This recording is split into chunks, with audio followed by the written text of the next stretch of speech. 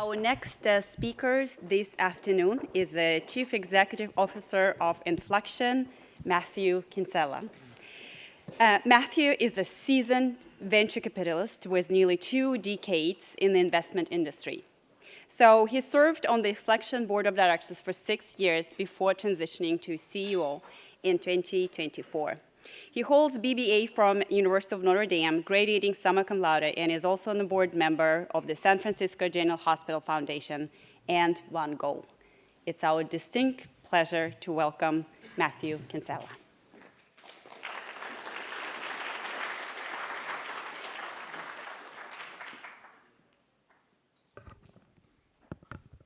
Good afternoon, everyone. Can everybody hear me okay? Thumbs up? Okay, great. Well, it is absolutely wonderful to be here back in my hometown of Chicago. And thank you so much to the Chicago Quantum Exchange for giving me the opportunity to be here with all of you. And thank you all for listening to what I have to say. This is my first Chicago Quantum Summit. And since that's the case, I thought I would take this opportunity to introduce myself, introduce Infleqtion, tell you a little bit about the neutral atom modality that we pursue, and then tell you about our mission to commercialize quantum. But before I do that, I have to ask you all a question. Why can't you trust an atom? Oh, because they make up everything. So 7 people knew that answer. Yes, okay. All right, thank you for the sympathy laughs. I really appreciate it. My 4-year-old daughter would not allow me to do this presentation without at least one dad joke, and I'm giving you fair warning that there might be a few more. So what is Infleqtion? Who are we? I think I can probably best answer that question by telling you our vision and our mission. So Infleqtion's vision is to harness the power of quantum to expand human potential. That's big, that's hairy, that's audacious, possibly a little cheesy, so a perfect vision statement. But it honestly does get me out of bed in the morning, as I'm assuming it does many of you as well. When we can bring quantum technologies out into the world, it really will expand human potential, and that just gets me very excited. More tactically, how do we do that? Our mission is to commercialize atom-based quantum products that bring exponential improvements in sensing and computing. And I want to zero in on a couple of word pairs there. The first is commercialize and products. And so our mission is really to bring quantum out of the lab into the world in the form of usable products to show to the world that quantum is here and now. It's here today. It can do things orders of magnitude better than existing classical standards. And so we'll talk more about how we're commercializing quantum. And the second is sensing and computing. And so because we pursue neutral atoms, it's a highly flexible modality, which allows us to address use cases in both the sensing world as well as the computing world, and has many applications across many end markets, including defense, healthcare, logistics, and chemistry. And we're kind of neutral atom OGs. And we were founded in 2007. OG stands for Original Gangster, for those of you who don't know. We were founded in 2007. Back then we were called Cold Quanta. We have been a critical supplier to the neutral atom industry since day one, selling some of the foundational components that you need to do neutral atoms, namely ultra-high vacuum cells.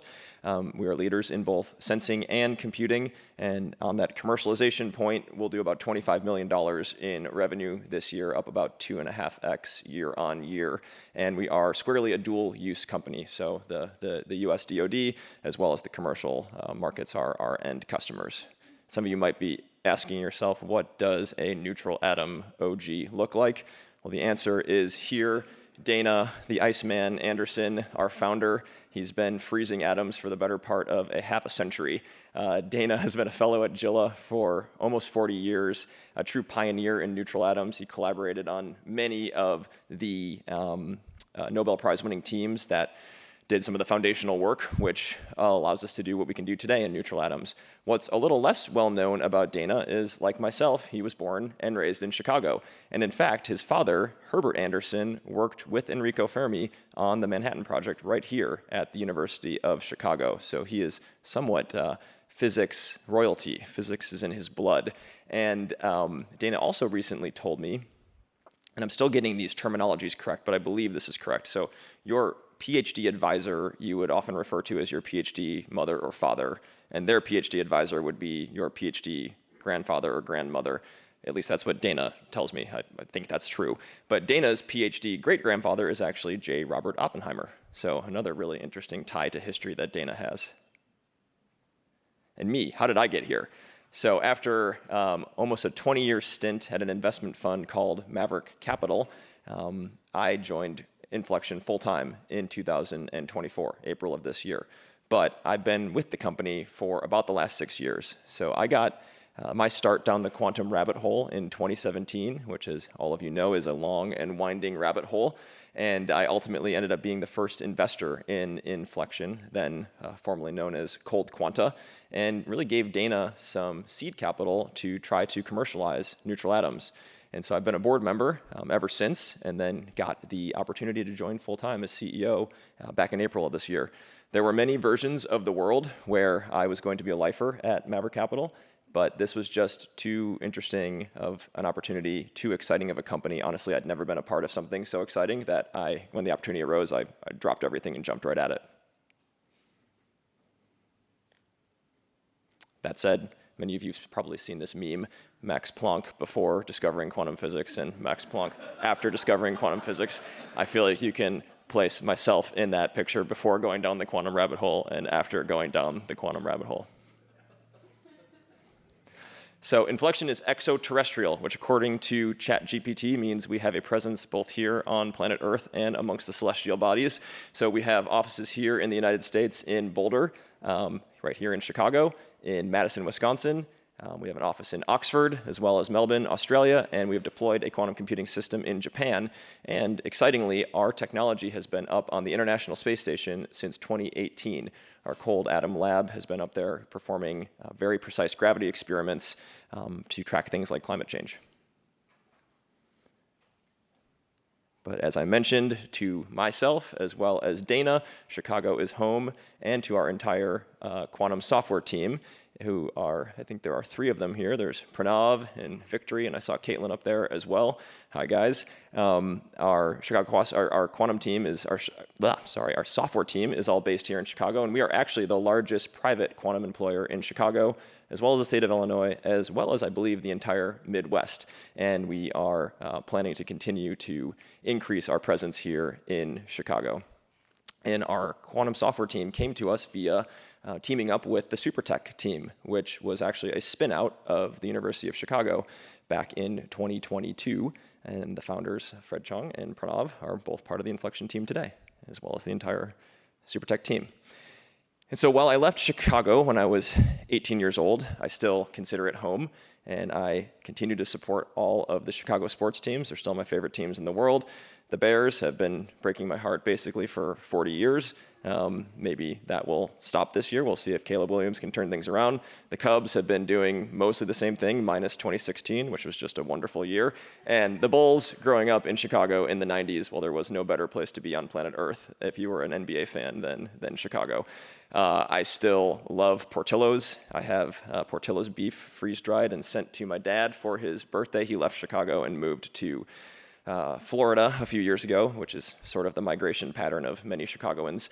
But he can't find a Portillo's down there, and so I sent him Portillo's beef for his birthday. I also have it sent to my house in San Francisco from time to time. I am very partial to deep dish pizza. I personally like Giordano's. I know many of you will argue passionately with me that Lou Malnati's or Gino's East is better. I understand they all have their merits. I just happen to like Giordano's. Ferris Bueller's Day Off remains one of my all-time favorite movies, which is effectively an homage to Chicago. I basically wanted to be Ferris Bueller when I grew up. I still kind of want to be Ferris Bueller when I grow up. And finally, the Chicago Board of Trade is where our quantum software group is headquartered. And so it's a very special place to me. My father spent his entire career at the Chicago Board of Trade. I had an internship there the summer after my freshman year of college. And my older brother, Greg, actually still works at the Chicago Board of Trade after 30 years. He is the sole surviving member of the Wired Telecom IT group. Back 30 years ago, it was a large and thriving group, but in the ultimate game of IT survivor, it's whittled down to just one person, Greg Kinsella. So when our phones break, Greg's there to fix it. All right, enough about all that. Let's talk about some neutral atoms. So what are neutral atoms? Well, neutral atoms, as I mentioned, are a highly flexible quantum modality. And they're flexible mainly because they don't require cryogenic freezers to put our atoms into their quantum states. And so if you think about what is frozen, it's the lack of motion of atoms. You can do that in a few different ways. One of them is put them in a cryogenic freezer. Another way is to hold them in place with lasers, and that's what we do. And what's very interesting about that is, well, we can hold these atoms in place with lasers, and they are effectively the coldest place in the known universe. The vacuum cell that they reside in is actually at room temperature, which allows you to field deploy these systems, so they don't just have to reside in data centers, they can go out into the world. And importantly, it allows you to shrink them and to reduce them in cost, because most of the bill of materials of our products are made up of photonics. And so you can put these out into the world and build a lot of different types of products with them. And so I'll tell you about some of those products, but a few of them are listed here. And you may say, Matt, like, what the heck does a clock have to do with a computer? And the answer to that is a lot more than you would think. Everything we do is based upon our ability to precisely control atoms with lasers. We may use a different array of atoms, we may use a different species of atoms, or we may use different frequencies of lasers, but at the end of the day, it's really the same underlying componentry and physics that enable us to build a quantum clock and ultimately quantum computers. And so our optical quantum clock, which I'll tell you more about, it's called Ticker with a Q, of course, is a rubidium atom clock where we can turn the phase shift of the electrons into the ticking of a clock. Our quantum RF receiver is a Rydberg atom is a rubidium atom in its Rydberg state, and it's those same Rydberg atoms that we use to build our quantum computers. So there's a lot of leverage and coherence in our strategy. So it allows us to address both quantum sensing as well as quantum computing, many very large end market opportunities in quantum sensing, and of course, the pot of gold at the end of the rainbow that we're all so excited about is quantum computing, which is going to enable applications in chemistry and material science that are just not possible today. But along the way, a lot of really interesting things to do in quantum sensing. We've chosen really two quantum sensors to start with. One I'd mentioned already, our optical clock, and also our quantum RF antennas. Those can perform orders of magnitude better than existing classical standards. For instance, our clock ticks about 1,000 times faster than a cesium atom clock, and our RF antenna can receive the entire frequency spectrum with one antenna, which is actually mind-boggling. Normally you need a dedicated antenna for various parts of the frequency spectrum, and also is just highly, highly sensitive, so it can make signal out of what often would look like noise. And this is really just the visual representation of what I just said, but it does really reflect the strategy of our company. So if you think about the top right-hand side of that exponential curve, that's quantum computing. It's the pot of gold at the end of the rainbow, but there's these cascading curves along the way that our technology can enable and large markets that we can address as we build towards that quantum computer. So why do we start with clocks? Well, clocks really are at the heart of the economy, and I hadn't really given a lot of thought to this throughout most of my life, but much of what we do is dictated by time. Every financial transaction has a highly accurate timestamp. The electricity grid is synchronized with time. Data centers parallel process workloads and bring them back together, all synchronized by time. And of course, everything we do in navigation is all time-based, and the military highly reliant on time. And so much of that is reliant on GPS, which is increasingly proven to be spoofable. So having highly accurate timing devices locally is a large enabler and helping people get off of GPS in situations where it would be denied, but also just having significantly more precise timing on your local device can be valuable in and of itself. And so our clocks are about, again, 1,000 times more accurate than the GPS clock signal. So that could, for instance, turn GPS from accurate to the several feet down to the centimeter level. There's a picture of our clock. What we did was we took technology that used to be spread out on a table with a bunch of lasers and mirrors and wires and integrated that down into a box that's about the size of 3 pizza boxes.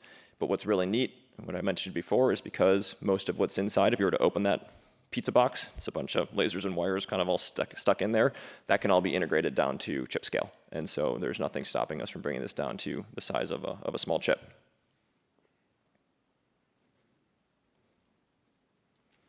And on to compute. really, neutral atoms, we think, are the most scalable path to quantum advantage. There are obviously a number of other modalities that are making great progress as well. We have a plan to get to 100 logical qubits by 2028. Our goals for the end of this year are to show 1,600 physical qubits, have gate fidelities of 99.5%, and showcase 2 logical qubits, and we are well on track to hit all of those targets by the end of the year. And we think our secret sauce is really twofold. Number one, it's our dual species hardware architecture. So we work with both rubidium and cesium atoms in our quantum computer, and also having an integrated hardware and software approach from the start is critical at this stage of development, we think. And that's a good segue to talk a little bit about our software group. We have a couple of different products that we sell in our software group, but one of them is a quantum compiler, which works across the various modalities. So it works on superconducting, it works on neutral atoms, it works on trapped ions, and tends to show about a 10x improvement in performance based upon the software optimization that can be done. And I'm excited to announce today for the first time publicly our collaboration with Chicago-based hardware company EeroQ, running our SuperStack quantum compiler on their electron over helium hardware system. And we are seeing together that typical 10x improvement that we've come to expect. And we've discovered some other really interesting use cases for our quantum software. As our team was writing our compiler software to be run on QPUs, we came to notice that if you ran those on GPUs, it, for lack of a better term, tricked those GPUs into thinking they were QPUs and showed some very interesting performance enhancements, especially in large, wide context windows for data. And so things that would be difficult for GPUs to process, let's say, long data streams like large sets of RF sensor data, we can actually compress that down and make sense of better. And so it's a way of taking quantum enhanced software and running it on classical devices and helping to bridge the gap between the classical and the quantum world. And we've showcased this with use cases in oncology, with our Wellcome Leap partnership, in genomics with DARPA, and then most recently in defense with a contract we won with the Army. And so I will end with this, in that it's all moving very fast in quantum, and to quote Ferris Bueller, who I still want to be when I get older, if you don't stop and look around once in a while, you could miss it. And with that, I'll open it up for any questions. Thank you.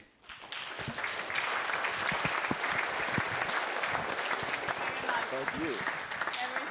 Amazing closing talk for today. Okay, we are ready for some questions, including questions about Chicago, right? Please.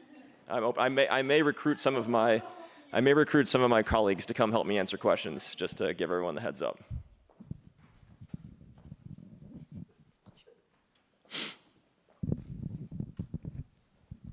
Thanks very much for the talk. Beautiful work. Since you have a quote about things happening fast, I wonder if you could comment a little bit about the speeds of operations and like gate speeds and readout speeds and what you see as the limits to those for this sort of approach. Absolutely. What's your name?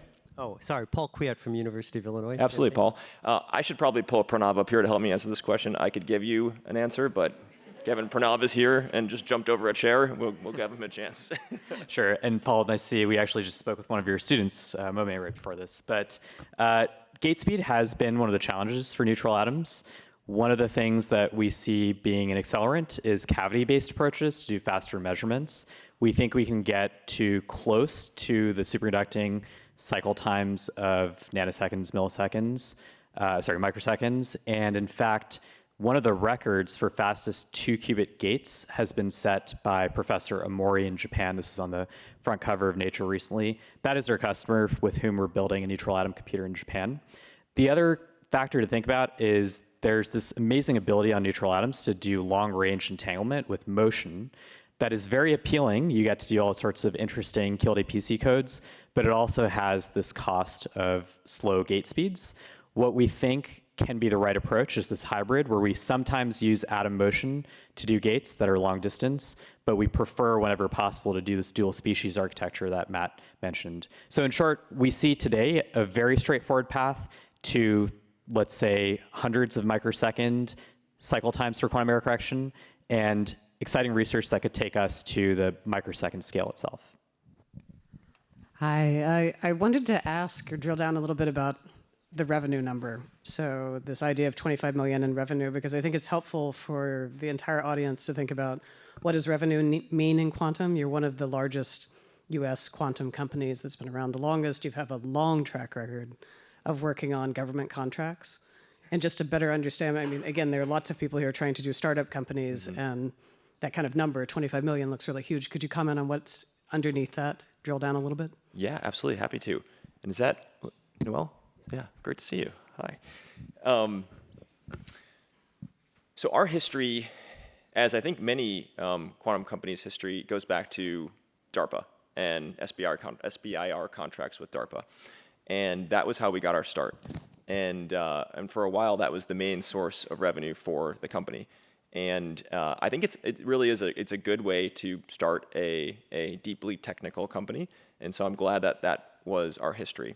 What's been nice about that is, as you establish relationships with some of the program managers in DARPA, they go on to do other things, right, in the government. And so you know that or at least you have a good sense that you've developed a product that maybe they might want to have in larger quantities at some point in time. So if we look at our optical clock, for example, that started as a DARPA program called RIMROC, which was a rubidium rack-mounted optical clock.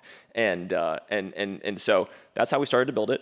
And then fast forward to this year, we just signed an $11 million contract with the DoD to sell many more of those clocks.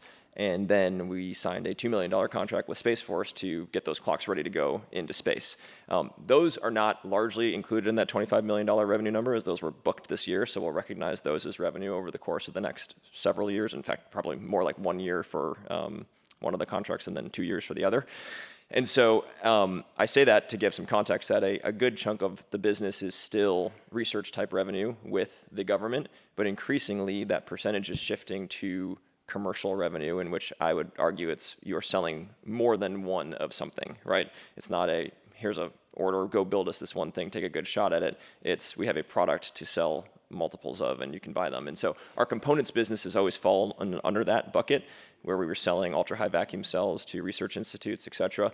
That's a good business. It's not a huge business. And so if I were to parse apart the 25 million, I'd say call it this year 30% or so is commercial and 70% is revenue, and it'll flip, or is more research revenue, and then that'll flip as we get into next year as these contracts start to roll in. The area of our business where we're seeing very good commercial revenue growth is in fact in the software side of the business. So there's a lot of really interesting use cases, whether it's selling to other quantum companies, but also to non-quantum companies with some of the quantum enhanced AI products we've been talking about. So hopefully that helps, Noel. It's generally speaking. Yeah. Thank you, everyone. Yeah, it was a lot of fun. Thanks for having me.